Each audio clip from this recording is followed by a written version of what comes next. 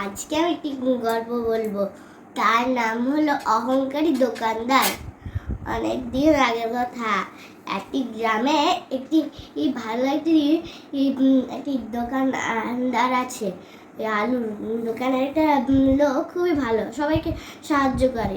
যখন অমাবস্যার দিন আসে তখন সাধুদেরকে অনেক দামি দামি মিষ্টি দেয় এবং তাদের জন্য অনেক প্রার্থনা করে। তো তার জমি আছে প্রায় 10 বিঘা। সে 5 বিঘা করে আলুর চাষ করে। আলুর অনেক ফসল ভালো হয়, আর অনেক দোকানদারেরা ফ্যাক্টরি থেকে তার জমির আলুগুলো কিনতে আসে এবং অনেকগুলো আলু নিয়ে যায় এবং তাকে অনেক টাকা দেয়। সেই টাকা দিয়ে সে সাধুদেরকে অমাবস্যার দিন দিয়ে খাওয়ায় মিষ্টি, দই আর প্রার্থনা করে, এবং ওই বাকি টাকাগুলো নিজের কর্মচারীকে দেয় এবং নিজের কাছে রাখে। একদিন অমাবস্যার দিন সে সাধুদেরকে জঙ্গলের দিকে দিল। জঙ্গলের দিকে তারা থাকতো, সাধুরা একদল বেঁধে। তো তাদেরকে মিষ্টি দিল। সাধুরা একটা কাহিনী তাকে বলল যে, তুমি যে এখানকার আলু দোকানদারের যখন জমিদার, তোমার আগেও একটা জমিদার ছিল এখানকার আলুর।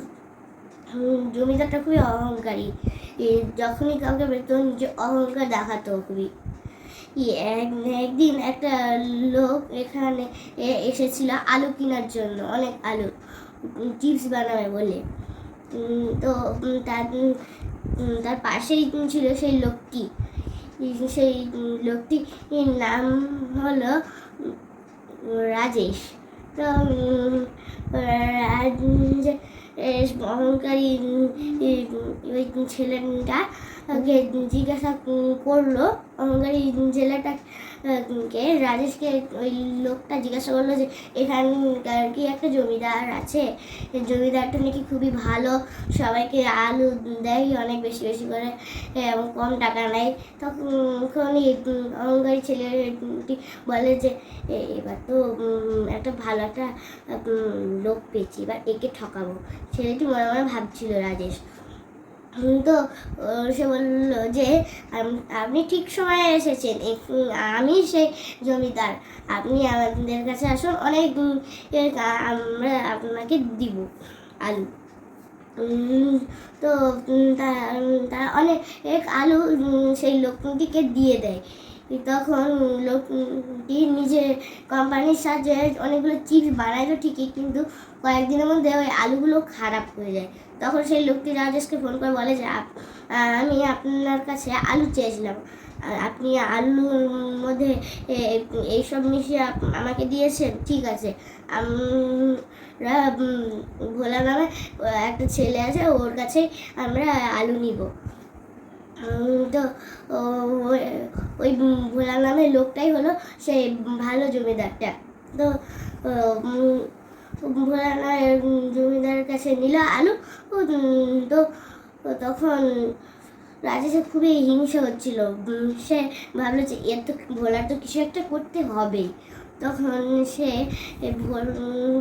ভোলা কিছু একটা করার জন্য ও জঙ্গলের দিকে গেল। জঙ্গলের দিকে থাকতো একটা লোকটি খারাপ মানুষদেরকে অনেক সাহায্য করতো।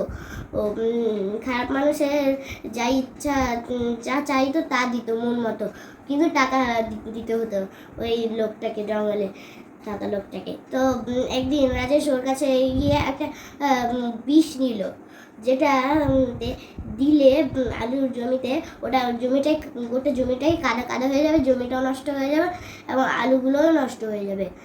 এমন একটা বিষ নেয় ওই লোকটার কাছে রাজেশ। তখন রাত্রেবেলা যখন সবাই ঘুমিয়ে যায়, তখন চুপি চুপি রাজেশ তার ভোলার জমিতে গিয়ে ওই বিষটা দিয়ে দেয়। তখন ভোলারা ঘুমাচ্ছিল। তখন সকালবেলায় এসে এই হাল দেখে ভোলা তো অনেক মন খারাপ করে ওই কাদার মধ্যে লাফ দেয়। একটা লাফ দিতে সে কাদার মধ্যে এবং গভীরে পড়ে যায়, কিন্তু তার নিঃশ্বাস চলছিলই। সে নিঃশ্বাস নিতে নিতে যখন কাদার আর একটু গভীরে চলে গেল, তখন সোনার আলু দেখতে পেল। সে ট্র্যাক্টরের সাহায্যে উঠে এসে ট্র্যাক্টরের সাহায্যে সোনার আলুগুলো তুললো, এবং গ্রামের লোকেরা তখন ভিড়ে ভিড় করে দিল সেখানে দাঁড়িয়ে দাঁড়িয়ে। গ্রামের লোকেরা তো আশ্চর্যে যে এর কাছে সোনার আলু আছে, তার মানে আমাদেরকে বড়লোক করে দিবে, একে জলদি জলদি টাকা দিয়ে দিয়ে এবং নিয়ে নিই সোনার আলুগুলো, না হলে আবার বিক্রি হয়ে গেলে আমরা এবার লস হয়ে যাবে আমাদেরই। তাই গ্রামের লোকেরা প্রচুর ভিড় করছিল। তা দেখে তখন রাজেশের আরও হিংসে এবং জ্বলতে থাকে। এবার রাজেশ একটু দেরি না করে যখন সবাই ঘুমিয়ে যায়, তখনই সে ভোলা আর কাদা জমিটাতে চলে ঢুকিয়ে যায়, কিন্তু সে নিঃশ্বাস নিতে পারে না ভোলার মতো। তখন সে নিঃশ্বাস না নিতে পেরে সেখানেই মরে যায়। এই দৃশ্যটা একটা কাকু দেখছিল ওখান থেকে, তাকে বাঁচাতেই না আসবে ততক্ষণে রাজেশ মারা যায়। তখন সকালবেলায় ভোলার জমির পাশে এই রাজেশকে পড়ে থাকতে সবাই দেখে। তখন ভোলা ভাবে যে কি আবার আমার জমি থেকে কিছু নিতে এসেছিল নাকি চুরি করে, ঠিক হয়েছে, এর উচিত শিক্ষাটা আবার হলোই। তখন সাধুদের মুখে এই কথা শুনে ভোলাও অনেক খুশি হয়ে যায় এবং সাধুদেরকে আরও মিষ্টি দেয় উপহার। তখন আমরা এই গল্পটা থেকে এই শিক্ষাটা পেলাম যে আমরা যাই করি না কেন, ঈশ্বর আমাদের ভালোর জন্যই করে।